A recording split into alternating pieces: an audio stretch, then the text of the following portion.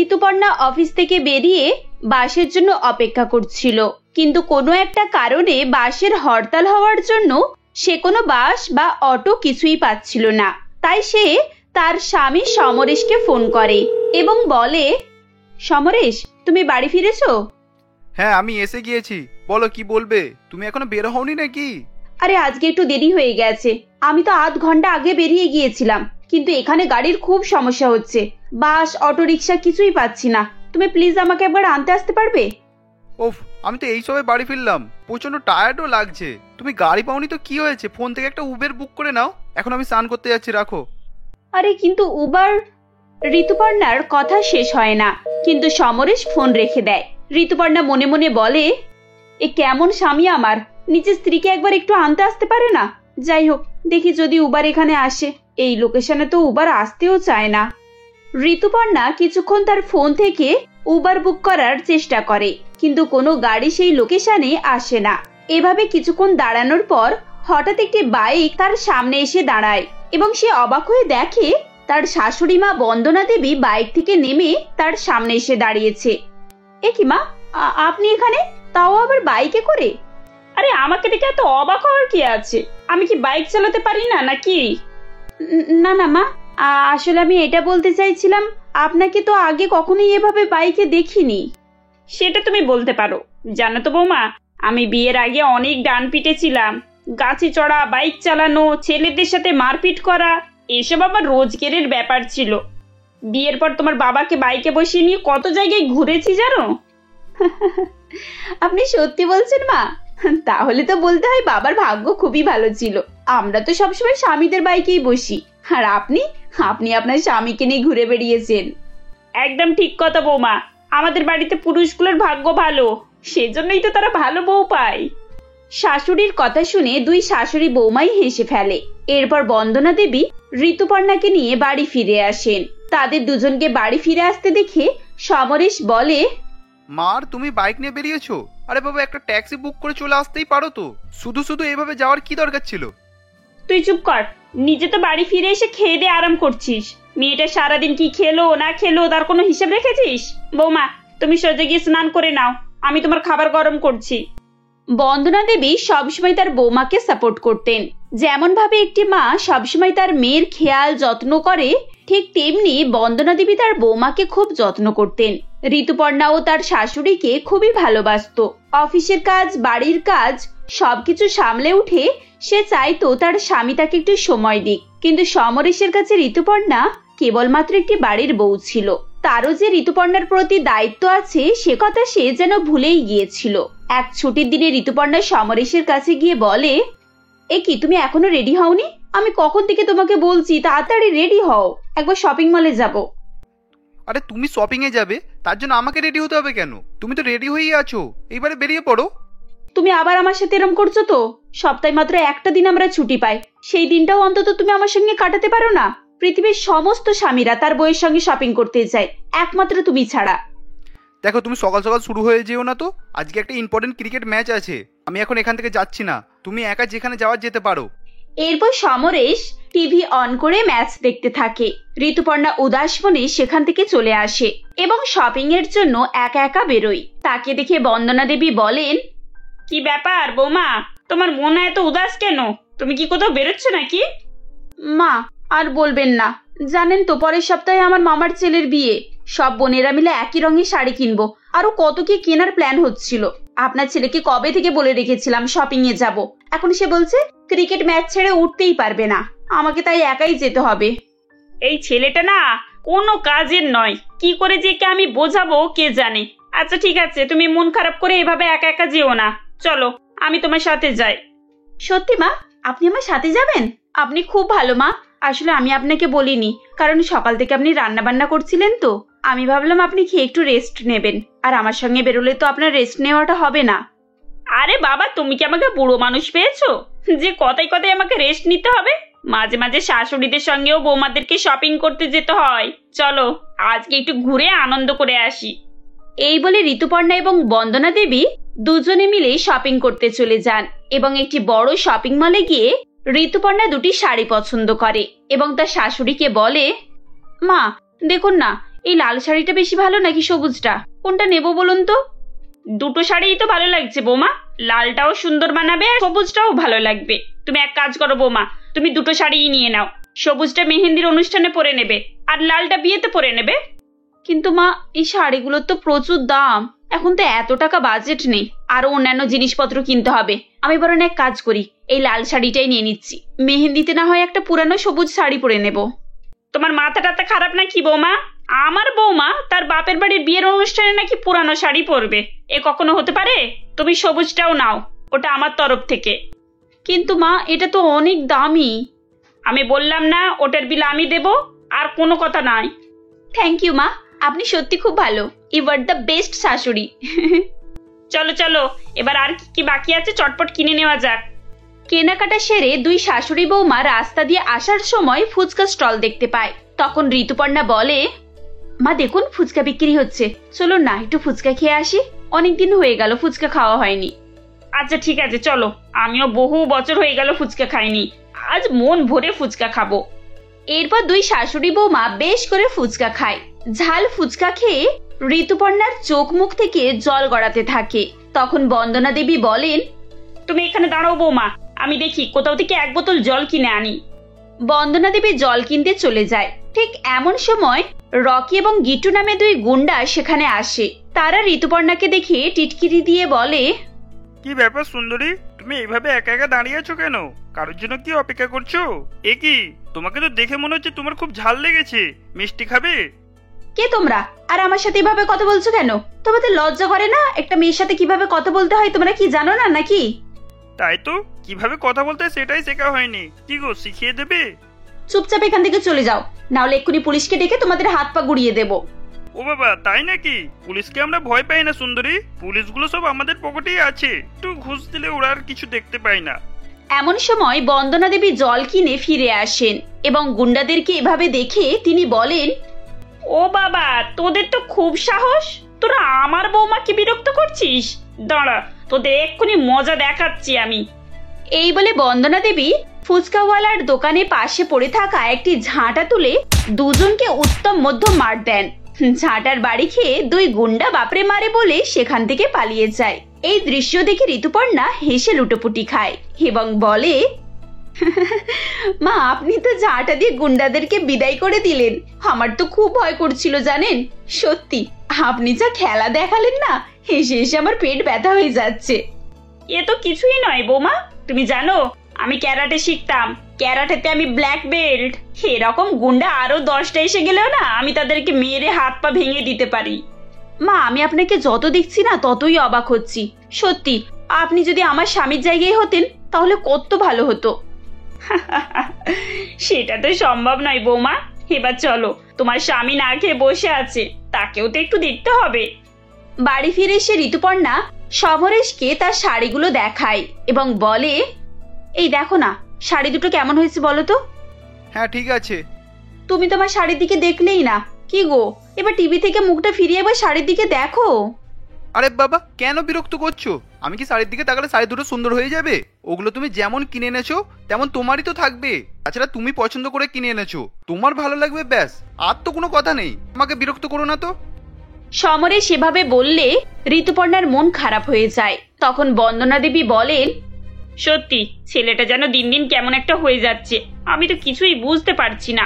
বৌমা তুমি ওর কথা কিছু মনে করো না। তোমার শাড়ি দুটো খুব সুন্দর হয়েছে। আমার বৌমাকে সব কাপড়েই মানায়। বিয়ে বাড়িতে সবাই শুধু তোমাকেই দেখবে আর তোমারই প্রশংসা করবে। শাশুড়ির কথা শুনে বন্দনার মন একটু ভালো হয়ে যায়। এভাবে আরো কিছুদিন কেটে যায় এবং শিবরাত্রির দিন ঋতুপর্ণা উপোস রাখে আর সমরেশকে বলে, শোনো না, আজকে আমি শিবরাত্রির ব্রত রেখেছি।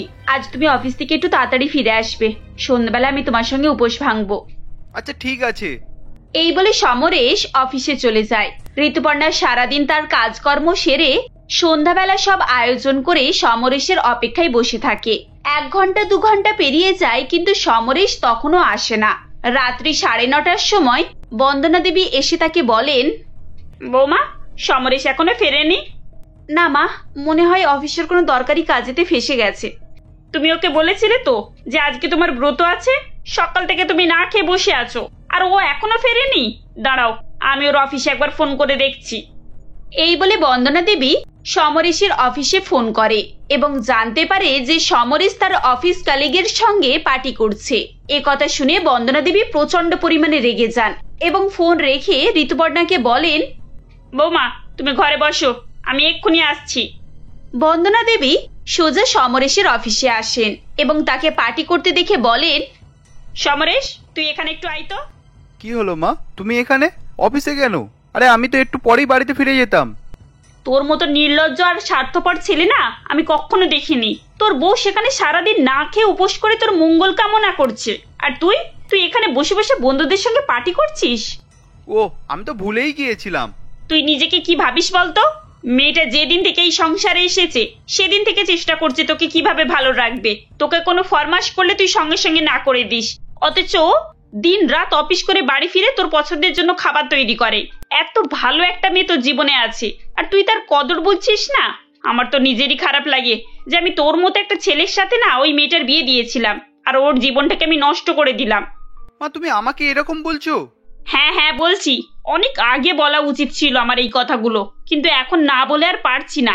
আমার এখন এটা ভাবতেও ঘেন্না করে যে তুই আমার ছেলে, একটা মেয়ে যে তার বাবা মা পুরো পরিবার ছেড়ে শুধুমাত্র তোর ভরসা এখানে এসে পড়ে রয়েছে, তার জন্য তুই কি করেছিস বলতো? কোনোদিনও একটা চকলেটের টুকরো তাকে খাইয়েছিস? কোথাও নিয়ে গিয়ে একটা কুর্তি কিনে দিয়েছিস? শুধুমাত্র বিয়ে করে নিলেই হয় না সমরেশ, ভালো স্বামী হতে গেলে প্রত্যেকটা দায়িত্ব পালন করতে হয়। তুই যেমন ওর কাছ থেকে অনেক কিছু আশা রাখিস, সেরকম ওর আশাগুলোকেও না পূরণ করার চেষ্টা কর, তবেই ভালো মানুষ হয়ে থাকতে পারবি। সেখানে একটা মেয়ে উপোস করে বসে আছে আর তুই এখানে বন্ধুদের সঙ্গে নাচ গান খাওয়া দাওয়া নিয়ে মেতে আছিস। ছি। এই বলে বন্দনা দেবী সেখান থেকে চলে যায়। বন্দনা দেবীর কথায় সমরেশ নিজের ভুল বুঝতে পারে। এতদিন সে কথাগুলো ভেবেই দেখেনি। এরপর সে অফিস থেকে বেরিয়ে পড়ে এবং বাড়ি ফিরে লজ্জায় মাথা নিচু করে ঋতুপর্ণার সামনে গিয়ে দাঁড়ায়। তখন ঋতুপর্ণা বলে, কি গো তুমি যে এত দেরি করে ফেললে? জানো আমার কত খিদে পাচ্ছে, আমি তো এক্ষুনি ঘুমিয়ে পড়তে যাচ্ছিলাম। আমাকে ক্ষমা করে দাও ঋতু, আমি জানি আমি তোমার ক্ষমার যোগ্য না, কিন্তু বিশ্বাস করো আমি তোমাকে যতটা কষ্ট দিয়েছি এর দ্বিগুণ আমি তোমাকে এবার ভালোবাসবো। আমি আর কখনোই তোমাকে অবহেলা করব না, তুমি শুধু একবার আমাকে ক্ষমা করে দাও। হঠাৎ সমরেশের এই পরিবর্তন দেখে ঋতুপর্ণা একেবারে অবাক হয়ে যায়। সে বুঝতেই পারে না যে তার স্বামী রাতারাতির মধ্যে এত পরিবর্তন কি করে হলো। কিন্তু সত্যি কথা বলতে বন্দনা দেবীর সেই তিরস্কারে সমরেশ একেবারে পাল্টে যায়। এরপর থেকে সে আর কখনোই ঋতুপর্ণাকে অবজ্ঞা বা অবহেলা করতো না। এভাবেই ঋতুপর্ণা তার শাশুড়ির জন্য আনন্দময় হয়ে ওঠে। কি রে স্বপ্না, বিয়ে বাড়িতে যাচ্ছিস নাকি ছোট বাচ্চাকে দেখতে যাচ্ছিস? আমি তো তোকে দেখে চিনতেই পারছি না, তুই এত কেন সেজেছিস? মনে হচ্ছে যেন তোর নতুন বিয়ে হচ্ছে। নতুন বিয়ে হলেও বউয়েরা এত ভালোভাবে সাজে না, তুই যা সেজেছিস বাবারে বাবা, এরকম এখানে কেউ এত সাজে না। মা আমি জানি আমার মতো এই সাজ কেউ করতে পারবে না। দেখো মা, আমি কত রকমের সাজসজ্জা করেছি, পুরো 16 রকমের, হাতে পায়ে গোলায় নাকে সব কিছু পরেছি। মা দেখো আমাকে খুব সুন্দর লাগছে না? সুন্দর তো লাগছে ঠিকই, কিন্তু তোকে দেখে মনে হচ্ছে না তুই একটা ছোট্ট বাচ্চাকে দেখতে যাচ্ছিস। আরে বাবা, আমরা তো এই পাশের বাড়ির প্রতিবেশী সন্তানকে দেখতে যাচ্ছি, তুই কেন এত সেজেছিস? মা পাশের বাড়ির প্রতিবেশী ছেলেকে দেখতে যাই বা বিয়ে বাড়ি, তুমি তো জানো আমার এরকম সাজসজ্জা করতে কত ভালোবাসি, তার জন্যই তো আমার রুমে এত সাজসজ্জা, আর আমি তো এর জন্যই এত সেজে নিয়েছি। আর ওইখানে কত লোক থাকবে, কত মেয়ে বউ থাকবে, এরা তো আমাদেরকেই দেখবে তাই না? তোকে দেখবার চক্করে তোর জন্য দেখবি আমাকেই অপমানিত হতে হবে, কারণ তুই এই বাড়ি থেকে পাশের বাড়িতে যাচ্ছিস, তার জন্যই তুই এত সেজে রেডি হয়েছিস, যেন মনে হচ্ছে কোথাও না কোথাও যাচ্ছিস। না না না, আমরা এভাবে কোনো রকমই ওদের বাড়িতে যেতে পারবো না, যাটা ঠিকও হবে না। তুই এত বড় বড় কানের দুলগুলো সব খুলে রেখে আয়, হাতটাও খুলে রেখে আয়। মা তুমি এগুলো কি বলছো বলো তো? তুমি কি করে ভাবলে আমি এগুলি খুলে যাব? এগুলো আমি কি বাড়িতে রেখে দেওয়ার জন্য কিনেছি নাকি? আর তাছাড়া আমার এরকম সাজসজ্জা করতে কি ভালো লাগে, আমার মতো কেউ এরকম সাজসজ্জা করতে পারবেই না। দেখবে এরকম সেজেগুজে যাই, তাহলে আমার সাজসজ্জা দেখার জন্য অনেক লোক চলে আসবে, আর তারাও আমাকে অনেক প্রশংসা করবে। দেখো, তোর প্রশংসা তোরই কাছে রাখ, তোর এই প্রশংসা আমি শুনতে চাই না। চুপ কর, যা যা গিয়ে এক্ষুনি সব খুলে রেখে আয়। আর হ্যাঁ, নতুন জামা পরে আসবি, এত ভারী ভারী ডিজাইনার ড্রেস পরে আসার কোনো দরকার নেই, তুই একটা সাধারণ ড্রেস পরে আয়। তুই কি ওখানে ড্রেস দেখাতে যাচ্ছিস নাকি? মা আমি কেন কাউকে ড্রেস দেখাতে যাব? শুধু ড্রেস নয়, আমি এগুলো সবকিছুই দেখাতে যাচ্ছি। তুমি চলো তো এবার। কথা বলতে বলতে কতটা দেরি হয়ে গেল, সব মানুষজন এবার এসে চলে যাবে মনে হয়। চলো চলো, আর বেশি কথা বলে লাভ নেই, চলো। এই বলে স্বপ্না তার মাকে জোর করে নিয়ে যাচ্ছিল। কমলিকা দেবীর আর যাওয়ার কোনো ইচ্ছাই ছিল না। আসলে স্বপ্না হচ্ছে এইরকম 16 রকমের সাজসজ্জা করতে খুবই পছন্দ করত, কিন্তু এইসব কমলিকা দেবীর একদমই পছন্দ না। কারণ স্বপ্না শুধু বিয়ে বাড়িতেই নয়, পাশের বাজারে বাজার করতে গেলেও এরকম সাজসজ্জা করে দিত। এই কারণেই কমলিকা দেবী স্বপ্নার সঙ্গে কোথাও বেরোতে চাইতো না। স্বপ্নার সাথে বার হলেই মানুষ সকলে নানা রকমের কথা বলা শুরু করে দিত। সেদিন প্রতিবেশীর এক বাচ্চাকে দেখতে গিয়ে স্বপ্নাও ঠিক এই রকম ভাবে সাজসজ্জা করেছিল। যখন প্রতিবেশী বাড়িতে পৌঁছায় তখন সেখানে সকলে তার দিকে তাকিয়েছিল এবং তাকে দেখে সবাই অবাকই হচ্ছিল। আচ্ছা দিদি, তোমার মেয়েকে কি তুমি সাধারণ জামা কাপড় পরিয়ে নিয়ে আসতে পারলে না? এত সাজের কি দরকার আছে? আমাদের তো পাশের বাড়ি থেকে পাশের বাড়ি আসতে হলেও এত সাজসজ্জা। তোমার মেয়ে সেজে এসেছে, এত কেন তোমার মেয়ে সেজে এসেছে এটা তো বুঝতেই পারলাম না। স্বপ্নাকে আমি বলেছিলাম গো, আসলে ও একটু এরকমই সাজসজ্জা পছন্দ করে। ও কোথাও গেলেই এরকম ভারী ভারী গয়নাগাঠি পরে। দেখো, আমাদের সকলে ওকে দেখে কেমন হাসাহাসি করছে, মনে হচ্ছে ও বিয়ে বাড়িতে এসেছে। সকলে বলছে ও যদি এখানে এরকম ভাবে সেজে আসে তাহলে বিয়ে বাড়িতে গেলে আর কতই না সেজে যায়। এই রকম ভাবে এই চারিদিক থেকে কমলিকা দেবীকে কথা শুনতে হচ্ছিল। তাই কমলিকা দেবী বেশি কথা না বলে সেখান থেকে বাড়ি চলে আসে। স্বপ্নাকে নিয়ে বাড়ি চলে আসার পর স্বপ্নাকে বোঝানোর চেষ্টা করে, দেখ স্বপ্না, আমি তোকে বারবার বলতে পারবো না। ওখানে গিয়ে আমাকে কত রকমের কথা শুনতে হয়েছে জানিস? শুধুমাত্র তোর জন্য আমি সবকিছু সহ্য করে নিয়েছি। আমি জানি তুই এত সাজসজ্জা করতে পছন্দ করিস, কিন্তু সব জায়গায় তো আর এরকম ধরনের সাজসজ্জা চলে না বল। কোথাও যদি মানুষ মারা যায় তাহলে কি তুই সেখানেও এরকম সাজসজ্জা করে যাবি? মা, যাবো না কেন? 100 বার যাবো, বেশ করবো যাবো। ওখানে তো কত রকমের মানুষ থাকবে, তাহলেও সেখানের মানুষগুলো তো আমাকে দেখবে, তাই না? তাই আমি যেখানেই যাই না কেন, আমি বাজারে কিংবা অন্য প্রতিবেশীর বাড়িতে বা কোনো আত্মীয়র বাড়িতে কোথাও ঘুরতে গেলেও দেখবে আমি এই রকম ধরনের ঠিক সাজসজ্জা করে যাব, কারণ আমার এই রকম ধরনের সাজসজ্জা করতে ভালো লাগে। তোকে আমি আর বোঝাতে পারবো না, তুই যা পারিস তাই কর। আর হ্যাঁ, আমারও একটা কথা শুনে রাখ, তুই যদি এরকম করে যাস তাহলে আমি তোর সাথে যাব না। তুই সবসময় একাই কোথাও যাবি, আমি তোর সাথে আর কোথাও যাব না। তোর সাথে কোথাও গেলে ঠিক এরকম ভাবেই অপমানিত হতে হবে আমাকে, আর আমি এরকম ভাবে অপমান সহ্য করতে পারবো না। এই বলে কমলিকা দেবী রাগ দেখিয়ে নিজের রুমে চলে যায়। এরকম ভাবেই দেখতে দেখতে বেশ কিছুদিন অতিবাহিত হয়ে যায়। দিনের পর দিন স্বপ্নার পাগলামো আরোই বেড়ে চলছিল। বিয়ে বাড়ি হোক কিংবা শোক বাড়ি, যদি কেউ মারাও যায় তাকে দেখতে গেলে স্বপ্না 16 রকমের সাজসজ্জা করে যেত। এমনই একদিন, স্বপ্না, এই স্বপ্না, কোথায় গেলি রে? শোন না, তোর মাসির কি হয়েছে? ফোনে তো আমাকে তাড়াতাড়ি আসতে বলছে, হয়তো মাসির খুব বিপদ। চল তাড়াতাড়ি বেরিয়ে পড়ি, চল। মা, এরকম বললে হয় নাকি? তুমি তো জানো আমি না সেজে কোথাও যাই না। আমার মেকআপ করতে 1 ঘন্টা সময় লাগবে। তুমি যদি দাঁড়াতে পারো তাহলে আমার জন্য দাঁড়াও, না হলে তুমি আগে চলে যাও, আমি পরে যাচ্ছি। সত্যি কি আশ্চর্য মানুষ, তুই এরকম মেয়ে আমি কখনোই আগে দেখিনি। মানুষ মৃত্যুর দিকে এগিয়ে যাচ্ছে আর তুই কিনা নিজের সাজসজ্জা নিয়ে পড়ে আছিস। এরকম বললে চলবে না, চল তাড়াতাড়ি বেরিয়ে পড়ি আমরা। মা, আমি তোমাকে যা বলার আগেই বলে দিয়েছি যে তুমি আমাকে যাই বলো না কেন আমি সেজেই যাব। না সেজে আমি কোথাও বেরোবো না, তুমি চলে যাও। স্বপ্নার এই কথা শুনে কমলিকা দেবী একাই তাড়াহুড়ো করে বেরিয়ে পড়ে বোনের বাড়ি যাওয়ার জন্য। স্বপ্না কারোর দিকে কোনো ধ্যান জ্ঞান ছিল না, নিজের সাজসজ্জা নিয়েই কয়েক ঘন্টা ধরে পড়েছিল। সাজসজ্জা করে তবে সে মাসির বাড়িতে যায়। মাসির বাড়িতে গিয়ে দেখে সেখানে অনেকে কান্নার গোল পড়ে গেছে। তারপরে সে শুনতে পায় যে তার মাসি আর পৃথিবীতে নেই। তাহলে কি মাসি আর এই পৃথিবীতে নেই? না না, আমাকে কাঁদলে চলবে না, তাহলে আমার তো মেকআপগুলো সব নষ্ট হয়ে যাবে। কত কষ্ট করে কতক্ষণ ধরে আমি এই মেকআপগুলো করেছি, এত সুন্দর মেকআপ সাজসজ্জা করে আমি আসলাম, এটা নষ্ট করলে চলবে না। এই ভেবেই স্বপ্না অনেক হাসি খুশির মধ্যে ছিল। তাকে দেখে কমলিকা দেবী অনেক রেগে যায়, কিন্তু তবু তার কোনো যায় আসছিল না। এরকম ভাবে আরো বেশ কিছুদিন অতিবাহিত হয়ে যায়। একদিন কমলিকা দেবী স্বপ্নাকে বলে, স্বপ্না, আমি তোকে আর এই বাড়িতে সহ্য করতে পারছি না। তোর জন্য আমি আর কত অপমানিত হব বলতো? তোর মাসি বাড়িতে গিয়েও আমাকে কত কথা শুনতে হয়েছিল, শুধুমাত্র তোর কারণেই। আমি ভেবে নিয়েছি এবার তোর বিয়েটা আমি দিয়েই ফেলবো। তুই তোর শ্বশুর বাড়িতে গিয়ে যা পারিস তাই করবি। মা, তুমি আমাকে এরকম করে কেন বলছো? আমি একটু সাজি বলে তোমার এত রাগ? ঠিক আছে, আমি শ্বশুর বাড়িতে গিয়ে এরকম সাজবো, তোমাকে আর কিচ্ছু বলতে হবে না, আমার বিয়েটা দিয়েই দাও। তোর এই নুপুরের আওয়াজে তোর শাশুড়ি মা তোকে 10 বার কথা শোনাবে, তখন তুই বুঝতে পারবি এত সাজসজ্জা কতটা ক্ষতি করে। তুই যে এত মেকআপ করছিস তাতে তোর স্কিনের কতটা ক্ষতি হচ্ছে সেটাও বুঝতে পারবি। আমি আবার কাকে বোঝাতে গেলাম? তোকে বুঝিয়ে আমার কোনো লাভ নেই, আর হয়তো কোনো লাভও হবে না। তুই যা পারিস তাই কর। এই বলে কমলিকা দেবী নিজের কাজে ব্যস্ত হয়ে পড়ে। পরের দিন কমলিকা দেবী এক ঘটক মশাইয়ের কাছে যায়। তখন কমলিকা দেবী স্বপ্নার একটা ফটো দেখায়।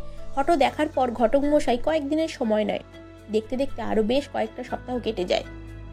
একদিন কমলিকা দেবী ঘটক মশাইকে ফোন করে আর বলে, হ্যালো দাদা, আমি বলছি যে স্বপ্নার যে ফটোটা আমি দিয়ে এসেছিলাম, এখনো কোনো ছেলের সন্ধান পেলেন না? আপনি যদি না দেখতে পারেন তাহলে আমাকে বলে দিন, তাহলে আমি অন্য কোনো ব্যবস্থা করে নেব। এত সময় আমার কাছে নেই যে। আরে আমি তো আপনাদের ফোন করবো বলেই ভাবছিলাম, আপনি কেন করতে গেলেন? যাক, ভালোই হয়েছে। আমি একটা ভালো ছেলে দেখেছি, নাম সুমন, পানিপুর গ্রামে থাকে। গ্রামেতে একটা ভালো দোকান আছে, বেশ কিছু টাকা ওখান থেকে রোজগারও হয়ে যায়। ছেলে আর তার মা দুজনেই থাকে, আর বাড়িতে বলতে আর কেউই নেই। যদি আপনি আপনার মেয়েকে বিয়ে দেন তাহলে আমি নিশ্চিত বলতে পারি যে আপনার মেয়ে খুব সুখে থাকবে। সুখে থাকুক আর যাই থাকুক, এইসব নিয়ে আমি আর দেখতে যাব না। ভালো ছেলে হলেই হবে। তাহলে আমার বাড়িতে আসতে বলে দিন, আমার মেয়েকে যেন কালী তারা দেখতে আসে। এই বলে কমলিকা দেবী ফোনটা রেখে দেয়। ঘটক মশাই কমলিকা দেবীর কথা মতো স্বপ্নাকে দেখতে আসার কথা জানিয়ে দেয় সেই ছেলের বাড়ির লোকেদের। পরের দিন সুমন ও তার মা সোনালী দেবী স্বপ্নাকে দেখতে বাড়িতে আসে। তখনও স্বপ্না এরকম ভাবেই সাজসজ্জা করেছে। মায়ের এত কথাবার্তা বলার ফলেও তার একটুকু চেঞ্জ হয়নি। স্বপ্না পুরো 16 রকমের সাজসজ্জা করে সোনালী দেবী এবং সুমনের সামনে আসে। সোনালী দেবী তাকে দেখে চমকে ওঠে আর বলে, দেখো স্বপ্না, তোমাকে আমার বৌমা হিসাবে বেশ পছন্দ হয়েছে, কিন্তু কি বলতো, তুমি যে এত সাজসজ্জায় ব্যস্ত, এটা তো হলে চলবে না। একটু সংসারের কাজও করতে হবে। আর তুমি তো জানো আমার বাড়িতে আমি সব কাজ একা হাতে করি। এখন কাজ করতে অনেক অসুবিধা হয়, কারণ আমার অনেক বয়স হয়েছে। আমি তোমাকে বৌমা করে নিয়ে যাচ্ছি, তুমি একটু আমার হাতে হাতে সাহায্য করবে। আর একটা কথা, সুমনের বেশি টাকা রোজগার নয়, তাই একটু তুমি যদি সাজসজ্জা কম করো তাহলে খুব ভালোই হবে। এই বলেই সোনালী দেবী চুপ করে যায়। সোনালী দেবীর কথাগুলো শুনে স্বপ্নার মন ভেঙে যায়, কারণ সে ভেবেছিল শ্বশুরবাড়িতে গিয়েও এরকম সাজসজ্জা করতে থাকবে। কিন্তু সোনালী দেবীর কথাতে সে বুঝতে পেরে যায় যে শ্বশুরবাড়িতে গিয়ে এরকম ভাবে থাকতে পারবে না সে। তাই সে বিয়ের জন্য তার মাকে না বলছিল। কিন্তু কমলিকা দেবী সুমনকে অনেক বেশি পছন্দ হয়, আর তো সে ঠিকই চাইছিল যে এরকম ভাবেই স্বপ্নার সাথে সুমনের বিয়েটা হয়ে যাক। তার ফলে স্বপ্না একটু শুধরে যাবে। দুই পক্ষের কথাবার্তা বলার পর বিয়ের তারিখও বার করা হয়ে যায়। এরকম ভাবে দেখতে দেখতে আরো বেশ কিছুদিন অতিবাহিত হয়ে যায়। স্বপ্না আর সুমনের বিয়ের দিন চলে আসে। বিয়ের দিন স্বপ্না আরো বেশি সাজসজ্জা করেছিল। বিয়ে সম্পূর্ণ হয়ে যাওয়ার পর সুমনের সঙ্গে বাড়িতে চলে যায়। বিয়ের পরের দিনই স্বপ্না ঘুম থেকে উঠে স্নান করে রান্নাঘরে আসে। তার জোরে জোরে নুপুরের শব্দ পেতেই সোনালী দেবী আর সুমনের ঘুম ভেঙে যায়। কি ব্যাপার, এত সকালে সকালে তুমি উঠে পড়েছো? এখনো তো ঠিকভাবে সকালই হয়নি। আরে বাবা, আমার বাড়ির কাজ করতে বলেছিলাম, কিন্তু তোমাকে এত ভোরবেলা যে উঠে কাজ করতে হবে সেটা তো বলিনি। এত ভোরে ওঠার কোনো প্রয়োজন নেই। যাও বৌমা, এখন ঘুমোতে যাও। আর তোমার এই নুপুরের আওয়াজে আমাদের ঘুম ভাঙিয়ে দিল। কাল থেকে এই নুপুর পড়বে না। এই বলে শাশুড়ি মা সোনালী দেবী আবারও নিজের রুমে ঘুমোবার জন্য চলে যায়। সোনালী দেবীর কথা শুনে স্বপ্নার অনেক রাগ হয়। এরকম ভাবে দেখতে দেখতে আরো বেশ কিছুদিন অতিবাহিত হয়ে যায়। স্বপ্না নিজের অভ্যাস থেকে বাড়ি হতে পারছিল না। শ্বশুরবাড়িতে এসে কোনো রকম কিছু সুবিধা পাচ্ছিল না। তার সাজবার মেকআপ আর সাজসজ্জা কিছুই পাচ্ছিল না, কিন্তু তবু সে এইরকম সাজসজ্জা করার চেষ্টা করছিল। এমনই একদিন স্বপ্নার কাছে পয়সা ছিল না, তাই সে সুমনের মানিব্যাগ থেকে কিছু পয়সা বার করে নেয়, আর সেটা সুমনকে না বলেই নিয়ে নেয়। তারপর স্বপ্না নিজের মেকআপ কিনে ফেলে। যখন সুমন তাকে জিজ্ঞাসা করে এই ব্যাপারে, তখন সে একদমই মানতে চাইছিল না। আর এই নিয়েই তাদের দুজনের মধ্যে অনেক ঝগড়া ঝামেলা শুরু হয়ে গেছিল। তখন সোনালী দেবী বলে, দেখো বৌমা, আমি তোমাকে আগেই বলেছিলাম আমাদের বাড়িতে থাকতে গেলে এই সব চলবে না। তুমি এইভাবে তোমার সাজসজ্জা করতে পারবে না। আর তুমি সাজসজ্জার জন্য এতটাই নিচে নেমে গেলে যে তুমি চুরি করতে বাধ্য হলে। আমার ছেলে তো তোমাকে যথেষ্ট দিয়েছে, কিন্তু তুমি তার সত্ত্বেও আমার ছেলের মানিব্যাগ থেকে টাকা চুরি করলে। এখনো তুমি কিনা নানা করছো, এটা ঠিক নয়। মা, আমাকে ক্ষমা করে দিন, আমি আর কখনোই এরকম করব না। সুমন, তুমি আমাকে ক্ষমা করে দাও। আমি আর কখনোই মানিব্যাগ থেকে টাকা চুরি করব না। আমি ভুল করেছি। আমি আর এরকম সাজসজ্জাও করব না। মা, আমি সবসময় আপনার বাড়িতে সাধারণ মেয়ের মতোই থাকবো। কোথাও ঘুরতে গেলে তবেই এরকম সাজসজ্জা করব। আমাকে ক্ষমা করে দাও তোমরা। এইভাবেই স্বপ্না নিজের ভুল বুঝতে পারে। তারপর শাশুড়ি মা ও সুমনের কাছে ক্ষমা চেয়ে নেয়। একজন সাধারণ বৌমার মতো হয়েই সে জীবনযাপন করে। এরকম ভাবেই তার হাসি খুশিতে দিন কাটতে থাকে।